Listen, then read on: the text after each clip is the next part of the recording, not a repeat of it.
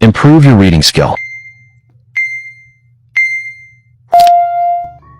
Most people think they need confidence to begin.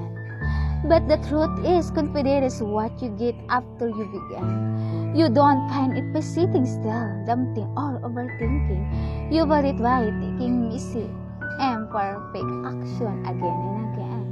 Courage always comes before your confidence. You step forward, trembling, uncertain, afraid, and somewhere along the way, you realize you're capable.